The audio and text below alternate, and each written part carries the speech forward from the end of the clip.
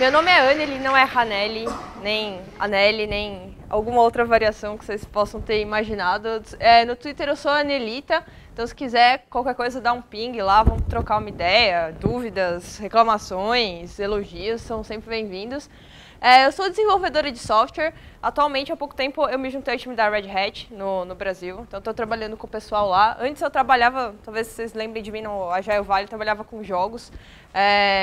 E eu já trabalhei também com outras coisas aleatórias, tipo motor de carro e tal, mas isso nem vem ao caso. Eu também gosto muito de café e Pokémon, então se alguém estiver jogando Pokémon XY, por favor, passem seus IDs, vamos jogar. E se alguém tiver café também eu aceito, se alguém tiver um expresso aí, pode mandar, que tá difícil hoje, né?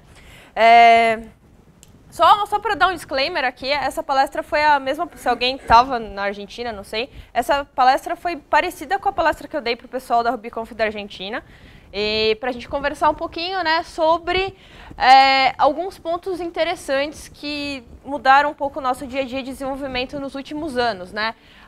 Eu sempre gosto de conversar um pouquinho, quase em toda palestra que eu tenho essa oportunidade, de falar um pouquinho do drama que os desenvolvedores sofrem, né? Eu acho que desenvolvimento não é uma coisa trivial, embora muita gente fale que fala, você faz programa, é fácil, só arrasta uns negócios e você vê um programa sendo criado para você, ou você só escreve uns textinhos lá no terminal e tá tudo bem. Eu acho que é muito mais que isso, a gente acaba vivendo aí uns dramas um pouco mais complicados que eu gosto um pouco de discutir. E o que eu quero trazer hoje para vocês é um pouquinho sobre o mundo mobile. Que ele vem afetando a nossa vida de várias formas, quer seja como usuário, quer seja como desenvolvedor. E são esses pontos que eu acho legal a gente poder discutir e entender como é que o Ruby pode contribuir aí com a gente nessa questão do mundo mobile, tá? Uma outra questão que eu quero discutir aqui, eu não sei se está claro para todo mundo, essa distinção entre client-side para mobile e server-side. Se não tiver, a gente vai esclarecer essas dúvidas e vai também discutir um pouco se você precisa de back-end ou se você não precisa de back-end. Isso são coisas que eu já vi muitos projetos entrarem em conflito para desenvolver um raciocínio aí se ia precisar, se não ia, e eu já vi muito projeto que não precisava de back-end, ter um back-end muito bem elaborado, ou seja, o pessoal gastou horas e horas de desenvolvimento, sendo que eles não precisavam de back-end, e eu já vi caso contrário, o cara querer colocar tudo client-side, sendo que estava na hora dele ter um servidor. Isso levou a app da pessoa à ruína total. Então eu queria discutir um pouco dessa experiência que eu tenho, pude presenciar aí, trabalhando com jogos, trabalhando com apps, se a gente precisa ou não ter back-end, como é que o Ruby também pode nos ajudar com isso daí, caso a gente precise do back-end, tá? E por último, eu queria mostrar para vocês um pouco de uma gen específica, que é o Helios. Eu vou entrar em detalhes sobre ela. Essa gen ela me ajudou bastante aí com essa questão de elaborar um back-end para as minhas aplicações mobile, tá? Então eu queria mostrar um pouquinho sobre essa gen especificamente para vocês. Eu vou deixar o nome de algumas outras, caso vocês não se identifiquem com o Helios, mas eu acho que é interessante eu pegar esse cara aí a fundo, porque ele tem umas ideias bem estruturadas. E a gente também vai ver uns GIFs, eu gosto de colocar GIFs nas minhas palestras, às vezes eles são engraçados, às vezes não, mas eu acho que serve para ajudar vocês a ficarem acordados, tá? Pessoal, programar é um negócio bem interessante, às vezes a gente fica louco fazendo isso, às vezes a gente consegue manter a sanidade, mas, no geral, quem começou a programar aí na década de 90, mais ou menos? Não mintam! Eu sei a idade de vocês. Não, mentira, não sei. Mas na década de 90, existia aí, né, um paradigma muito bem conhecido que, na verdade, se você for pensar, ele também é usado hoje. Né, que você tinha o cliente, que era o seu desktop, o servidor, e os caras ficavam fazendo request e response, conversando entre si, e você tinha aí, né, o seu browser, certo? Você usa isso até hoje, né, que era o seu navegador aí web que ficava fazendo request response. Então o seu conceito de client-side era algo parecido com isso daqui, né? Na faculdade, como é que vocês aprenderam o conceito de client-side e server-side? Não foi com alguma coisa parecida com essa? Que você tem a request, você tem a response, e aí você vai ter um esqueminha parecido, né? O cara tá lá no browser dele, ele vai ser o client, daí o servidor vai ser o server-side que está respondendo às requests do browser. Isso daí é uma classificação muito básica, e provavelmente ou na faculdade ou em algum lugar da sua vida você aprendeu esse trio de ouro. Sim? Não? Alguém? Por favor. PHP Apache MySQL, salvando sua vida, te fornecendo dinheiro para comprar comida e tudo mais. Esse skill set, esse trio de ouro aqui, ele resolveu muitos dos seus problemas, ele também te causou novos problemas. Não vamos mentir aqui, mas, sei lá, nos primórdios aí da web, isso daí era mais do que suficiente para você montar uma página estática. Daí umas pessoas começaram a inventar, vamos dar dinamismo, vamos colocar JavaScript. E aí a coisa começou a ficar um pouquinho mais suja, só com esses três caras, às vezes, você conseguia fazer coisas muito bacanas e coisas muito porcas ao mesmo tempo, né? Quem nunca pegou uma página aí de WordPress toda cheia de caquinha, né? Porque o cara não sabia o que ele estava fazendo em PHP. Isso acontece a todo momento. Esse skill set, ele era muito fácil de você fazer alguma coisa. Não vamos discutir aqui a qualidade do produto final, mas era muito fácil de você fazer, certo? Era muito fácil de você pegar uma coisa em PHP, subir um Apache ali e fazer alguma coisa para o MySQL. Assim, era muito fácil. Seu primo de 13 anos era um forte candidato a conseguir fazer uma página estática para você. Não vamos discutir a qualidade do código que ele ia gerar, mas o cara provavelmente conseguiria fazer. Você não precisava de muito conhecimento aí para estar trabalhando com esse skill set. O problema é que você não pode sofrer a ilusão de que você acha que você está vendo a solução de todos os seus problemas. Tem coisas que, com o passar do tempo, elas vão mudar de cenário. É o caso do que o pessoal de desenvolvimento vivenciou, né? Com a popularização da web, né, o pessoal começou a querer dar um caráter mais sério para as coisas e resolver problemas que, às vezes, o trio de ouro ali, Apache, PHP e MySQL, não resolviam. Então, aí a gente começou a ver esses nomes super interessantes para a parte de banco. A parte de banco era uma coisa que dava muito problema. Muitas aplicações tinham banco, certo? E, infelizmente, o pessoal fazia o SQL de qualquer jeito ali no meio do PHP e não ficava legal. O pessoal do Java começou a criar, então, isso mesmo para JSP, tá, pessoal? Mas eles começaram a criar algumas padronizações para você conversar com a parte de dados. Então, você foi aprender JDBC, você foi aprender o Hibernate 2. Para você mexer no Hibernate 2, você tinha que aprender XML. Aí, como se não bastasse, a galera resolveu padronizar o Hibernate 2, criou o JPA. Depois veio o Hibernate 3. Para você mexer no Hibernate 3, você tinha que esquecer tudo que você aprendeu do 2, aprender a mexer com annotations. Depois veio o JPA2, veio Eclipse Link, blá blá blá, e veio um monte de coisa. E como se não bastasse a sua parte de banco, né? Esse negócio do Java às vezes começou a ficar popular em algumas empresas e a galera começou a fazer você também aprender a parte do client server, né? Então você teve que aprender Servlet, JSP, Struts, VRaptor, JCF, Irtface, Frameface e por aí vai. E como se não bastasse isso, você tinha também toda a parte de infra, né? Quem nunca fez alguma coisinha de infra aqui? Às vezes sobra um pouco para o desenvolvedor e também às vezes eu acredito que seja um pouco da nossa responsabilidade conversar com o pessoal de infra mesmo para passar um pouco de conhecimento. Mas em todo caso você tinha que saber mexer, como trabalhar com esses caras aqui, certo? E como se não bastasse tudo isso, o pessoal do Java que adora inventar acrônimo, os caras inventaram mais coisas, sei lá, JB, Web Service, JMS, fora as IDEs que você tem por aí. E aí esse mundo Enterprise, né, às vezes era, sei lá, te dava vários nomes e você tinha que aprender isso num período muito curto de tempo. Isso às vezes podia deixar a sua vida complicada. Por isso que eu falo, alguém já teve a impressão de que era burro? Tipo, sei lá, às vezes você já olhou pra você e falou assim, meu, eu sou muito burro. Eu tenho essa impressão todos os dias, mas não é que você é burro. Na verdade, é porque o mundo do desenvolvimento ele é extremamente volátil e às vezes a gente acha que para a gente ser um bom desenvolvedor, a gente tem que saber todos os acrônimos. E na verdade não tem nada a ver com isso. Você não precisa saber acrônimo. Sei lá, eu conheço gente que sabe todos os acrônimos possíveis e não é um bom desenvolvedor. O cara enrosca na hora de fazer um if else ali. E o oposto também é válido. Às vezes o cara sabe programar muito bem, mas, pô, o cara tem que conhecer ali algum acrônimo ele precisa conhecer, mas não precisa conhecer tudo, certo? Então a gente passou aí, eu acredito que ainda tem algumas pessoas que passem, mas por uma fase de achar que saber acrônimo era uma coisa bonita, certo? O cara preferia saber acrônimo do que saber código. E não para aí, né? Pô, a Java ficou meio chato, vamos fazer coisa em Ruby. Às vezes teve gente que migrou, às vezes teve gente que começou direto no mundo Ruby. Quem começou direto no mundo Ruby, possivelmente, se começou por agora, já foi bombardeado com um monte de acrônimo tipo esses. Ah, não, vamos aprender a mexer com NoSQL, vamos aprender a mexer com Rails, Sinatra, TDD, e por aí vai. E todos esses acrônimos aqui, né, pessoal, eles têm uma utilidade, mas falando em código em si, né, eles não vão dizer muito se você sabe sobre lógica de programação ou não. Eu sempre gosto de trazer essa introdução para que se alguém se sentiu burro um dia na vida, não se sinta mais burro. O mundo de programação é extremamente volátil e, de novo, saber o que significam essas coisas não vai tornar você um desenvolvedor melhor ou pior. Vai, no máximo, te tornar uma pessoa mais bem informada do que outras, tá? Mas a qualidade do seu código não é diretamente proporcional ao número de acrônimos que você sabe.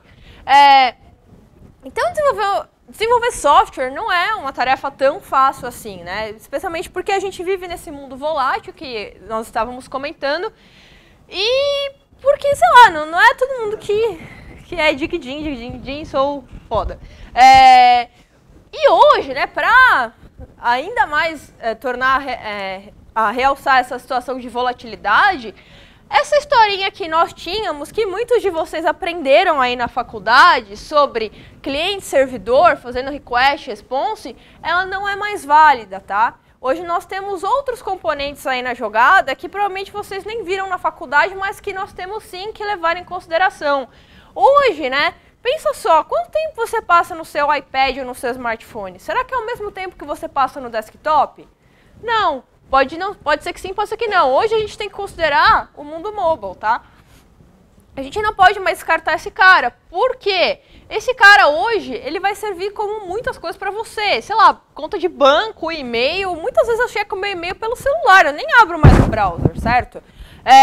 Vai servir aí como despertador, vai servir como câmera, como álbum de fotografias e também é um dos principais dispositivos que você tem para comunicação. Vídeo o senhor Valeriano ali com o seu dispositivo móvel na mão fazendo alguma coisa.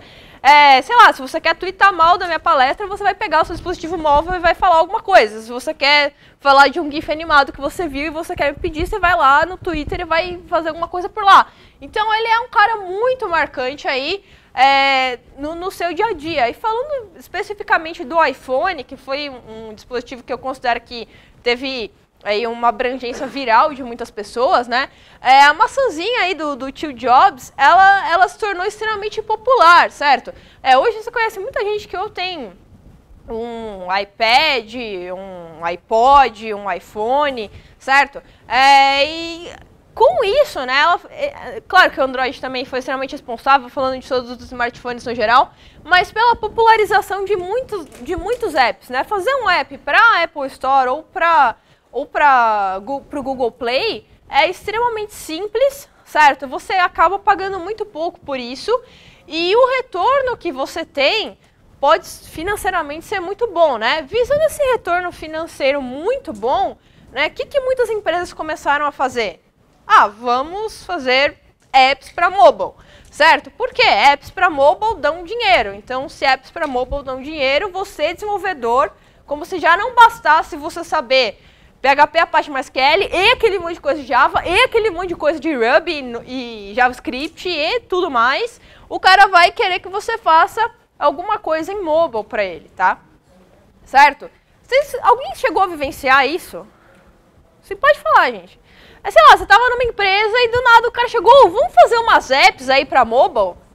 Bora? Como se fosse fácil, você, sei lá, você está pensando no paradigma de servidor, sei lá, às vezes a gente está fazendo back-end, ou você está pensando no paradigma de página de web, no front-end, e fazer coisa para mobile não tem nada a ver com isso, tá? É um paradigma muito diferente. E a gente, então, teria que lidar com o mundo de Objective-C, o mundo de iOS, aprender a usar a ferramenta que é o Xcode, que é uma das principais ferramentas que você tem para desenvolver, e aprender mais um monte de nome legal. E pode ser que isso, sei lá, não seja o que você quer. Uma outra dica pessoal que eu dou, sei lá, tente programar. Claro, você não vai passar fome, né? Se você precisar, preciso fazer Objective-C para, sei lá, pagar minhas contas. Mas tenta procurar a área que você mais se enquadra, né? No meu caso particular, eu cheguei a programar com Objective-C, mas, sei lá, eu cheguei à conclusão de que isso aqui não era o que eu queria continuar fazendo Ruby, e eu era uma pessoa mais feliz fazendo coisas em Ruby e fazendo coisas server-side e não diretamente para mobile, né? E sei lá, então se você não se identifica, conversa lá com o pessoal da empresa que provavelmente vai ter um espaço aí para você desenvolver, né? Como eu já vou comentar aqui, provavelmente se sua empresa tomou a decisão de fazer um produto para mobile, não significa que você, programador de back-end, não vai ter mais emprego lá. Pelo contrário, provavelmente você vai ser uma figura decisiva ali na empresa, tá? Eu decidi que eu ia continuar fazendo coisas em Ruby, certo? Porque era o que eu gostava bastante de server-side. Objective-C, eu não tenho particularmente nada muito contra, só não gostava muito da sintaxe, eu me sentia mais confortável fazendo coisas em Ruby. O que aconteceu foi o seguinte, falei, vou continuar fazendo server-side, o pessoal de Objective-C foi fazendo as apps, e a app, no caso, ou as apps que a gente estava envolvido, elas começaram a ficar populares, muito populares. Muitas pessoas usando, muitas pessoas pedindo feature nova, o pessoal ali que gerenciava a app começou a ter ideias novas e tal. E aí você vê o circo pegar fogo, né? Pô, a app tá ficando popular. Às vezes eu vou ter que ajudar com alguma coisa aí. Como que vai ser essa ajuda? Agora não vai adiantar mais eu só sei o meu dispositivo mobile sozinho, tá? Eu vou precisar de um servidor por trás me ajudando em diversas tarefas, certo? Que é quando entra a história de sua aplicação ter um back-end disponível para ela. Então, agora, o meu conceito de client-server ele mudou um pouco. Lembra que o client, eu coloquei uma foto aqui para vocês, que era o browser? Agora, o meu client é esse sujeito aqui, meu dispositivo móvel. E o meu server continua sendo meu server, né? Mas eu vou ter que fazer isso daí de alguma forma que eles possam se integrar muito bem, certo? Então, tudo que eu tinha aprendido de web, nesse momento, ele fracassou, foi a ruína. Pô, sei lá, se eu preciso fazer alguma coisa cliente-servidor, eu vou lá, Rails new my app, e eu vou ter lá um negócio bacaninha, né? Eu peço para o cara de front-end trabalhar comigo ali no front e eu trabalho na parte de lógica de negócios no back-end. E somos todos felizes assim. Eu me deparei com um dilema muito complicado, porque agora eu não tinha o cara de front-end, eu tinha o cara de Objective-C do lado. E o cara de Objective-C do lado virava para mim e falava assim, olha, eu não vou mexer no meu código. Eu não vou mexer nisso. E, pô, como é que você faz, né? Porque no cara de front, às vezes você tem uma maleabilidade até boa, né? O cara entende um pouco do que você está falando e você entende um pouco do dilema que ele vive e cada um vai ajustando as coisas lá. E o pessoal de mobile, né? Como o cara já fez a app, ele fez a app dele, tá rodando aqui, existe até uma resistência do pessoal, fala assim, pô, eu não vou mexer. Coloca esse servidor aí para funcionar de uma forma que eu não mexo. Eu também falava, pô, eu também não quero mexer no seu código. Sei lá, não sei o que você fez, eu não sei se eu vou quebrar a app. Certo?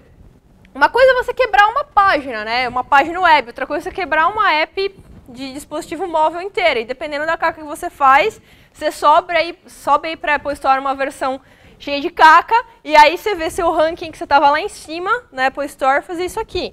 Isso aí é meio complicado, né? Então, foi a hora de tomar um cuidado aí redobrado. E eu falei, caramba, eu vou ter que fazer back-end para Objective-C. Eu falei, pô, eu sei fazer back-end para várias coisas, mas não sei fazer back-end para mobile. O back-end para mobile, ele tem as suas particularidades, certo? Fora as que eu já comentei aqui, você vai estar lidando assim, com uma linguagem completamente diferente.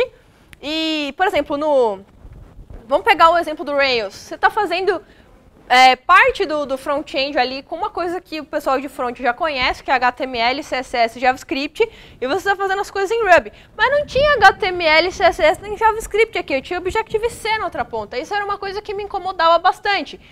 Eu falei, caramba, como que eu vou fazer isso daí, né? Sei lá, eu não conheço nenhuma fórmula pronta, eu vou ter que fazer um negócio do zero. Na época que a gente começou a descobrir que a gente precisava do back-end, não tinha nenhuma fórmula pronta, né? E a solução que eu encontrei foi a seguinte, bom, eu gosto bastante de Ruby, certo? E eu quero continuar fazendo alguma coisa com Ruby. Já sei, vou continuar fazendo Ruby e eu vou fazer esse back-end em Ruby, né? E foi bem interessante isso daí, porque eu sentei com o pessoal e levantei as features que eles precisavam. Galera, o que vocês precisam? E eles falaram as features que eles precisam. Ops, não sou eu. Eles comentaram as features que eles precisavam. Ah, eu preciso de, sei lá, push notification, eu preciso de in-app purchase, e por aí vai. Eles foram falando das features, e eu falei, como é que eu vou fazer isso em Ruby? Né? Então, olha só, uma das features que eles precisavam era, eu vou mostrar aqui alguns exemplos de features que a gente levantou, era a clássica Data Sync. Sabe quando você tem uma informação no seu dispositivo móvel e você quer sincronizar isso com outro servidor? Por exemplo, você pode acessar uma aplicação, isso daí é bem comum, pelo celular, ou pode acessar ela pelo browser, sabe? Já viu isso daí, por exemplo, Instagram, sei lá, Facebook. Você tem informações que vão estar no seu dispositivo móvel e você tem informações que podem estar na web. E de alguma forma, você vai ter que sincronizar esse bando de informação, certo? Isso era uma feature que o pessoal tinha pedido. Uma outra feature que eles tinham solicitado era a tal do in-app purchase. Alguém joga Candy Crush? Joga/jogou? Nossa, eu esperava mais pessoas. Bom, alguém joga jogos para celular? Qualquer um. Ah, um número maior de pessoas. Grato. Às vezes você está jogando ali, né? E aparece um pop-up do mal falando para você comprar alguma coisa. Se você aperta OK, sem querer, você acaba comprando aquilo. Isso daí é que a gente chama de in-app purchase, certo? Você estava jogando e o aplicativo te ofereceu alguma coisa para você gastar dinheiro, torrar a sua grana. Isso daí é tal do in-app purchase. Então você está lá no meio aí de um software, de um jogo, não sei, e vai envolver alguma transação monetária. Isso daí pode ser bastante complicado, você tem que tomar cuidado na hora que você vai fazer. E essa transação monetária, ela também vai precisar de um back-end, certo? Algum tipo de back-end. Dependendo do tipo de transação que você for fazer, isso daí vai ser mais ou menos complicado. Então, a in-app purchase também era uma feature que aí os caras tinham solicitado para mim. Uma outra feature que eles solicitaram, e essa daí é uma das, no mundo de iOS, é uma das mais complexas, é o Push Notification. Alguém já implementou Push Notification para iOS? Poucas pessoas implementaram. Quem tem iPhone? Um número razoável de pessoas tem iPhone. Para o Android isso não é válido, tá? O esquema do Android para Push Notification ele é bem mais simplificado. No caso do iOS, você tem um ciclo bem grandinho de coisas que devem acontecer para que você possa ter um Push Notification chegando para você, tá? Então, tem aqui o seu iPhone e tem um servidor. E eles vão querer trocar informações. Mais para frente eu vou mostrar como é que é esse ciclo, tá? Mas a questão é a seguinte, em algum determinado momento o servidor vai ter que mandar para um dispositivo específico alguma informação que é que a gente chama de Push Notification, tá? No Android ou no iPhone é aquela coisinha que aparece na parte de cima do device, certo? E o pessoal também tinha solicitado essa feature. E eu falei, caramba, será que eu vou ter que fazer do zero? Para minha sorte, não. Já tinha os malucos que eles já tinham uma gens que já faziam boa parte dessas feature requests que a gente tinha recebido. O que foi muito bom, porque eu não teria que fazer do zero, tá? No caso, essa gen, que é mais parecida com um environment do que uma gen, ela é o Helios, tá? Não sei se vocês já ouviram falar do Helios, mas com o Helios eu pude continuar preguiçosa, fazendo somente código Ruby, e o pessoal de Objective-C também pôde continuar preguiçoso e teve que adicionar pouquíssimas coisas na aplicação deles, tá? Coisas que a gente tinha muita certeza que não ia quebrar a aplicação. Esse cara aí foi, perdão, o salvador aí da pátria, né? Como é que esse tal de Helios funciona? Ele é uma gen, né? E você dá um gen install Helios, ele vai instalar uma gen para você, certo? Aí você tem duas opções, ou você vai começar uma aplicação nova para o seu back-end, ou você já tem uma aplicação, independente do que tenha acontecido aí, ele funciona bem nos dois casos. Se você vai começar uma aplicação nova, você pode solicitar o comando Helios new, certo? E aí ele vai criar uma aplicação nova para você em Sinatra, tá? O back dele é o Sinatra. Ah, mas eu uso Rails. Não tem problema, se você usar Rails, eu já vou mostrar aqui o arquivinho que você muda para você adicionar o Helios depois que você instalou a gen na sua aplicação Rails, tá? Uma coisa do Helios é que ele vai trabalhar com as coisas default. Então ele vai esperar que você use o Heroku. Por que ele vai esperar que você use o Heroku? Porque quando você rodar esse Helios new minha aplicação, ele vai criar para você algo que usa o Postgres por trás. Ah, dá para mudar? Claro que dá. Mas se você quer fazer um negócio muito rápido e muito simples, eles recomendam que você use o Heroku ou pelo menos o Postgres, tá? Certo? O Postgres é o banco aí que vai vir com o Helios para você fazer a parte de data sync para ele guardar algumas informações que ele vai precisar. E por você estar utilizando aí o Postgres, né, fica bem tranquilo de você usar o Heroku, porque o Heroku também já usa o Postgres, certo? Depois que você criou a sua aplicação, no diretório da aplicação, basta você rodar um comandinho Helios Server. E daí ele vai pegar esse banco que ele já criou, vai pegar um monte de arquivo que ele já criou e vai subir um servidorzinho para você, tá? De novo, é uma aplicaçãozinha feita em Sinatra. É muito tranquilo aí de você trabalhar com ela. Se você acessar localhost/admin, você vai ver um painelzinho de controle que o Helios já criou para você. E nesse painelzinho de controle, ele vai ter um monte de funcionalidade que eu vou citar aqui daqui a pouco, tá? E você pode gerenciar todo o seu back-end a partir desse painel. Opa, ficou um Helios Server errado ali. Bom, vamos lá. O que o Helios pode fazer por você? Lembra das 3 feature requests que eu tinha comentado? Data Sync, In-App Purchase e Push Notification. Ele consegue fazer para você essas 3 features, tá?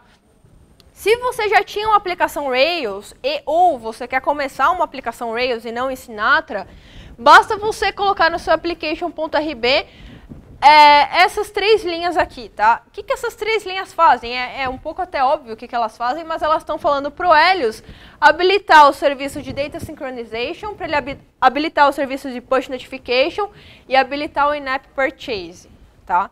E com isso habilitado, o que o Helios vai fazer? Ele vai criar aí algumas rotas para você, certo? Que você vai poder acessar. Eu falo acesso do cliente, né? O cliente vai poder fazer uma requisição HTTP para essas rotas que ele cria e vai poder se comunicar com o seu servidor. Ou seja, é tudo através de acesso às URLs que o Helios vai criar, mas você não teve o trabalho de criar isso daí. Isso aqui é um ponto bem interessante do Helios, tá? Como que vai funcionar o Model Sync do Helios? Geralmente na sua aplicação de Objective-C, se você está trabalhando com dados, é bem possível que você tenha utilizado o Core Data, certo? Que é aí uma lib existente no mundo de Objective-C para você trabalhar com dados.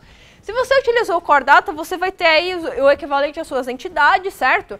O que o Helios vai fazer para você? Ele vai criar uma interface REST, vamos supor que você criou aí na sua aplicação a entidade Talk.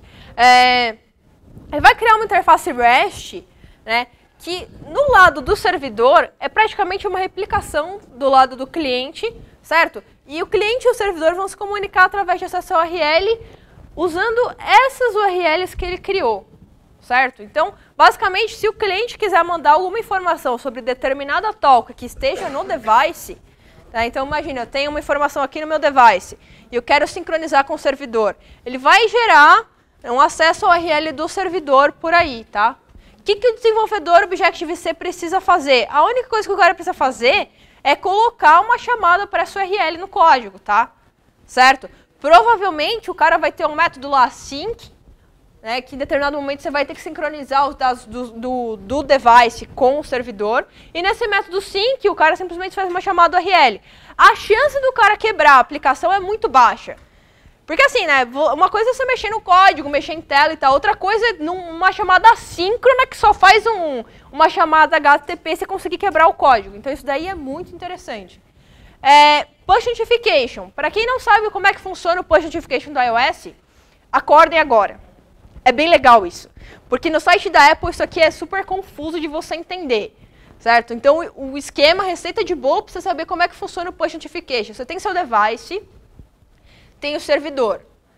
Em algum momento esse servidor vai ter que mandar uma informação para esse device. Como que isso funciona no iOS? Né? Já vou falar desse Orbiter Framework aí. Aqui no seu servidor você vai ter o Helios, tá? O que acontece? A Apple ela tem um tal de APNS, que é tipo um servidor dela. Então quando você quer mandar um push notification, primeira coisa que o seu device tem que fazer é descobrir onde está esse APNS. Tem uma chamada de código que ele descobre onde está esse APNS e o seu device se registra nesse APNS, certo? Tudo bem? APNS é o servidor da Apple. Depois que o seu device se registrou no APNS, esse APNS, se ele receber o registro do seu device, ele vai enviar para o seu device um token, um código lá, certo? Tudo bem? Você vai ter que segurar esse token, porque esse token vai ser o que vai identificar o seu device posteriormente quando você tiver que receber um push notification. Beleza? Até aí, tranquilo? Sim?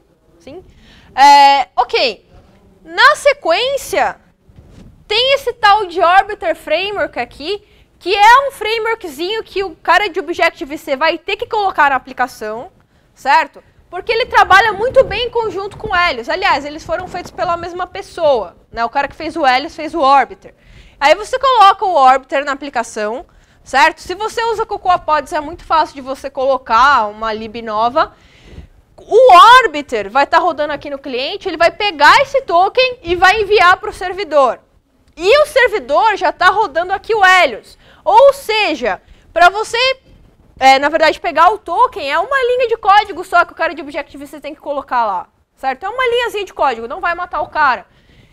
Vai enviar o token para o servidor. Na sequência, quando alguma coisa acontece no lado do servidor e o servidor sabe que ele precisa notificar o seu device, ele vai, na verdade, não notificar o seu device diretamente, mas ele vai falar com a PNS. Olha, PNS, o device tal, de token tal, precisa receber a informação tal. E aí seu servidor fala com a PNS. E na sequência, a PNS manda o push para o seu device, tá? Para o pessoal do Android, esse processo é diferente, tá? Na minha opinião particular, esse processo é mais complicadinho no iOS, porque tem todos esses 5 passos e tem esse APNS aí no meio, e eventualmente ele dá umas cacas, tá? Mas o processo em si é exatamente esse. Tudo bem até aí, pessoal? Se você fosse ter que fazer isso na mão, meu amigo, você ia ter que perder um tempão descobrindo como é que seus servidores, esse servidor aqui, como é que esse cara se comunica com a PNS, tá? Alguém já fez isso na mão? Vocês nunca fizeram isso na mão? O senhor Valeriano já fez. É chato. É chato pra caramba. Por quê? O APNS, pessoal, ele tem TPM todo dia. TPM todo dia. Você nunca sabe como ele vai responder. Então, às vezes, você está mandando um monte de requisição para ele fica de mau humor e não responde mais.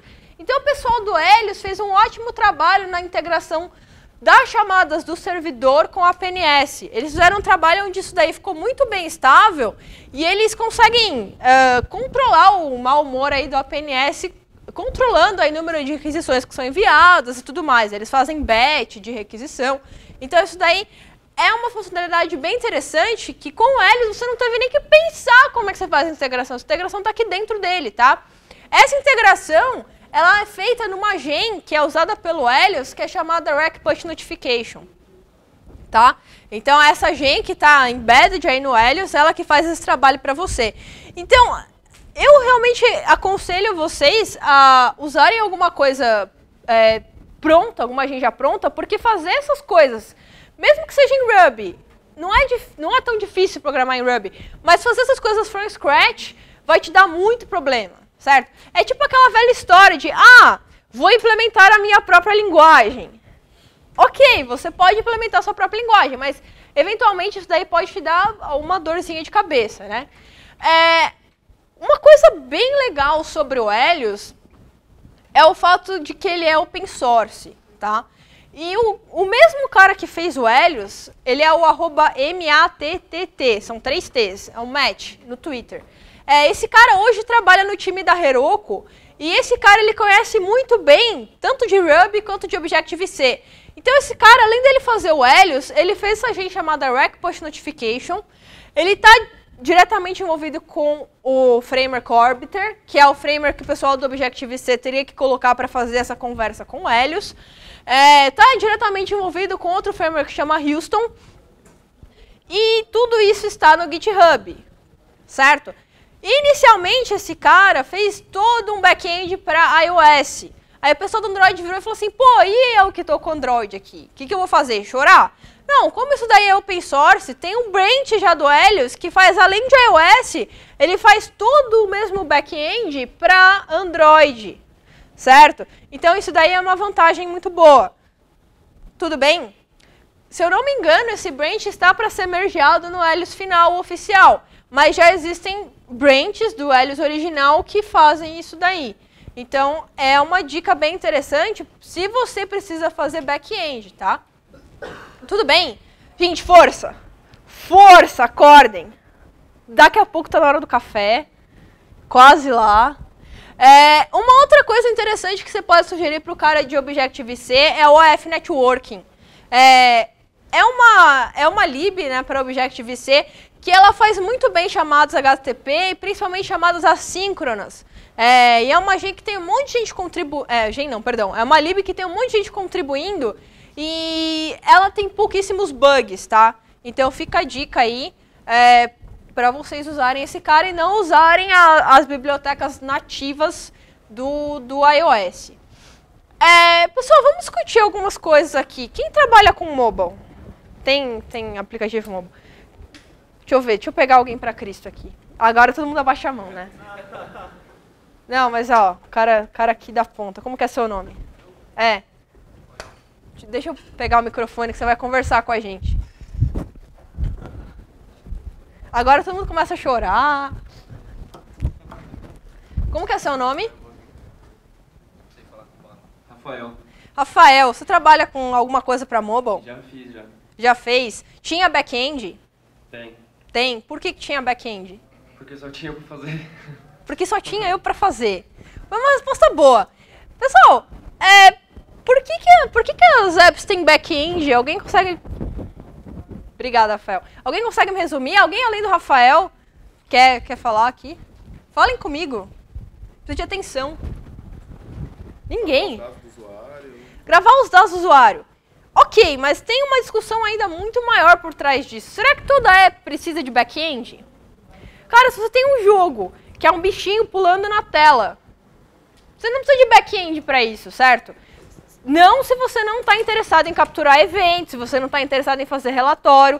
Se o seu objetivo é divertir a pessoa que está ali jogando, você não precisa de back-end.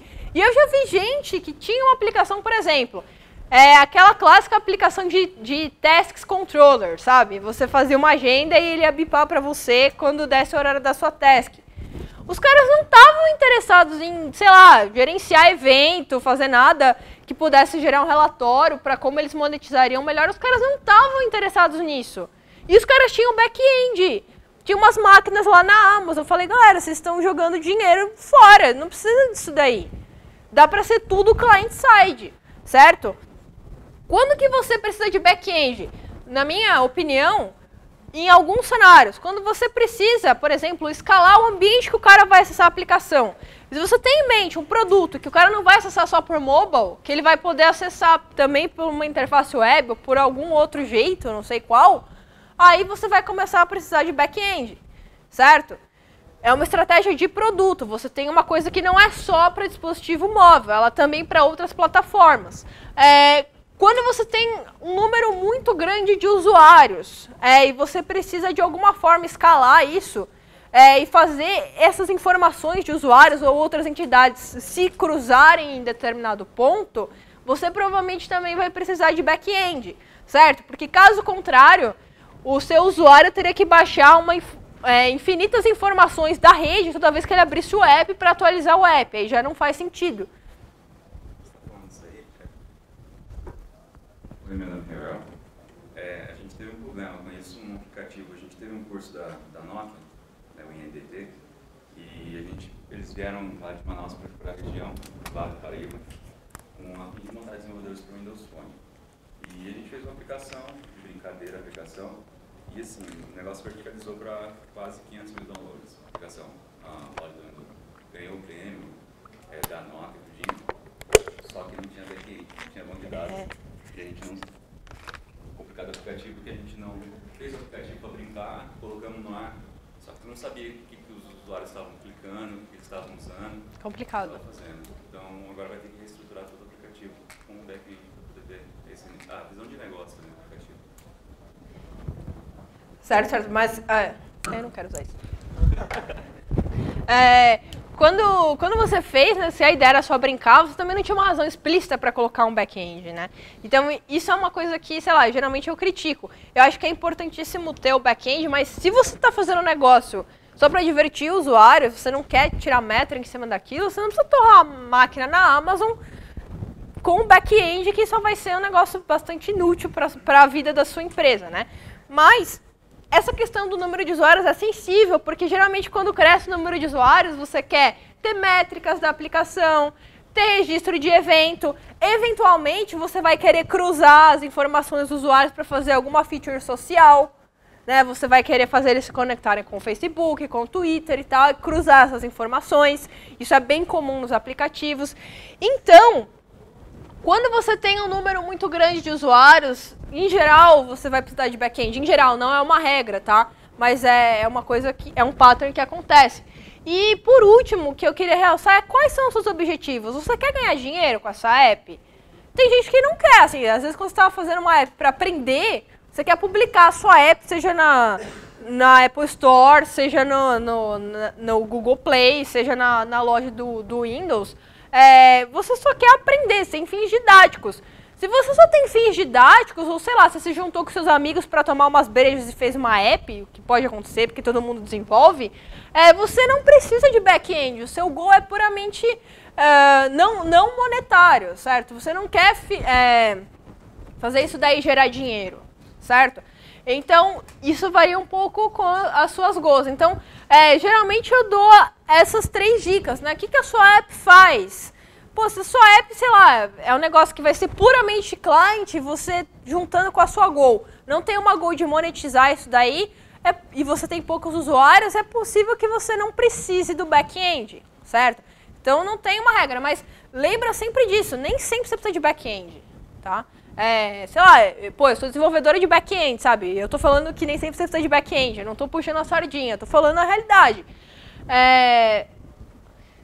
Uma outra coisa, né? Eu apresentei aqui para vocês o Helios pela facilidade de utilização, pela grande quantidade de gens e outras ferramentas que ele tem aí no environment dele.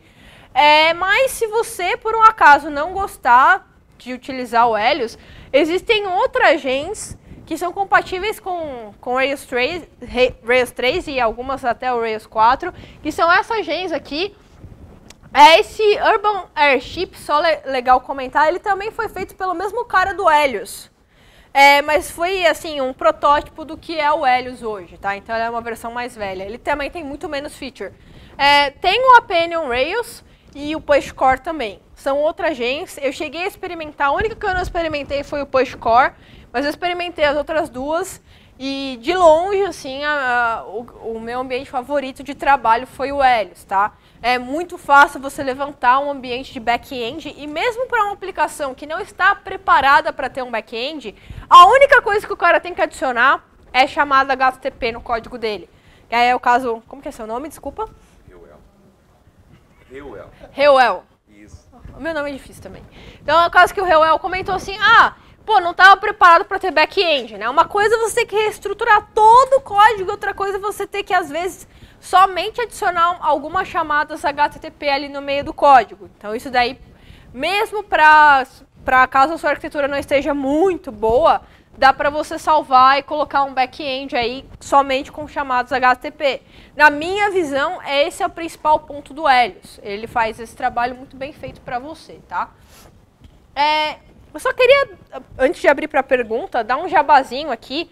Eu falei muito, mas muito de back-end, de server-side. E para client-side? E se eu quiser fazer alguma coisa client-side, mas escrever código Ruby e fazer funcionar no iOS? Tem jeito? Bom, as pessoas inventam um jeito para tudo, né? E um jeito, infelizmente não tem nenhuma palestra sobre isso, mas um jeito de você poder trabalhar com o client escrevendo código Ruby é o tal do RubyMotion. Quem nunca ouviu falar de RubyMotion? RubyMotion, o que é? Você vai escrever código Ruby, olha só que legal.